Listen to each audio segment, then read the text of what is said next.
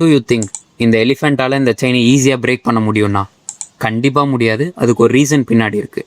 இந்த எலிஃபெண்ட்லாம் வளரக்குள்ள சின்ன வயசுலேருந்து அதை செயினில் கட்டி போட்டு தான் வளர்ப்பாங்க.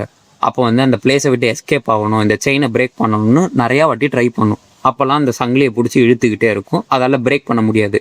சின்ன எலிஃபெண்ட் தானே, ஸ்ட்ரென்த்து கொஞ்சம் சின்னதாக தான் இருக்கும் செயினை கம்பேர் பண்ணக்குள்ள. அப்போல்லாம் வந்து அது ஃபஸ்ட் டே ட்ரை பண்ணி பார்க்கும், second day, third day, 1 week 1 month try பண்ணி பார்க்கும். அதால் முடியாதுன்னு சொல்லிட்டு அப்படியே விட்டுரும். அப்போ சப்கான்ஷியஸாக அது பிரெயினில் வந்து இந்த செயினெல்லாம் நம்ம பிரேக் பண்ண முடியாதுன்னு அதுக்கு ஸ்டோர் ஆகிடும். அதுக்கப்புறம் அந்த எலிஃபெண்ட் எவ்வளோ பெரிய எலிஃபெண்ட்டாக வளர்ந்தாலும் அந்த செயினை பிரேக் பண்ணணும்னு ட்ரையே பண்ணாது. அப்படி தான் நம்ம எல்லாருமே. நம்ம சின்ன வயசில் ஏதோ ஒரு விஷயம் ட்ரை பண்ணியிருப்போம், அங்கே ஏதோ ஒரு ட்ராமா க்ரியேட் ஆகிருக்கும், நம்ம அசிங்கப்பட்டிருப்போம், அவமானப்பட்டிருப்போம். அதனால நம்ம அந்த விஷயத்தை அப்படியே விட்டுட்டு நம்ம எதுவுமே ட்ரை பண்ணாத திரும்ப இருப்போம். இப்போ அந்த மாதிரி இருக்கிறதுனால நோ யூஸ். இப்போ நீங்கள் ட்ரை பண்ணால் கூட அதை வந்து பிரேக் பண்ணலாம். பிரேக் யுவர் செயின், ஓகேவா?